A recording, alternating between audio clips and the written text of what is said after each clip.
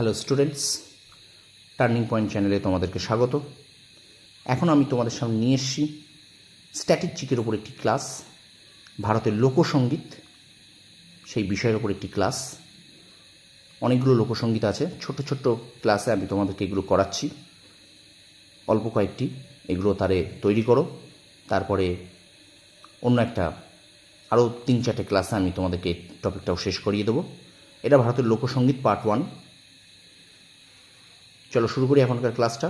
ভারতের লোকসঙ্গীত, ভাবসঙ্গীত। প্রথম কী আছে? সঙ্গীত ভাবগীত। ভাবগীত কোন রাজ্যে দেখা যায়? কর্ণাটক ও মহারাষ্ট্রে। বিষয় কি না, ভাবগীত এক প্রকার ধীর লয়ের গান।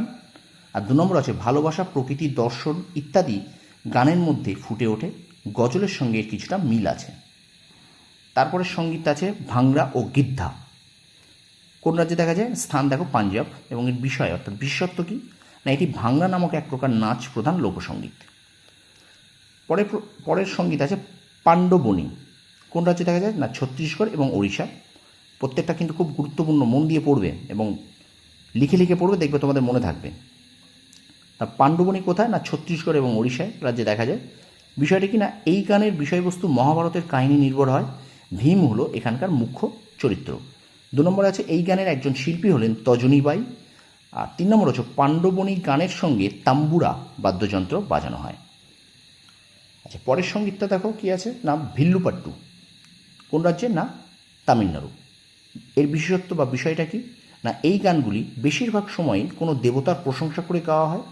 আর 2 নম্বর আছে এই গান গাওয়ার সময় ভিল্লাদি বাদ্যম নামক এক প্রকার বাদ্যযন্ত্র বাজানো হয়। এই বাদ্যযন্ত্রটি একটি দীর্ঘ ধনুক দিয়ে তৈরি হয়। পরের সঙ্গীত আছে না কুম্মিপাট্টু। এটাও কোথায়? না এটাও তামিলনাড়ু। বিষয়টা কি না, কুম্মি নামক এক প্রকার লোকনৃত্যের সঙ্গে এই গানটি সংযুক্ত।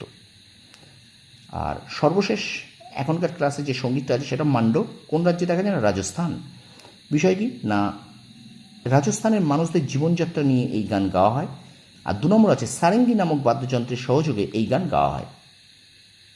এই গান গাওয়া হয়, এখানে বানানটা ভুল আছে, গাওয়া হয়। ঠিক আছে, তো এই ছিল এখনকার ক্লাস।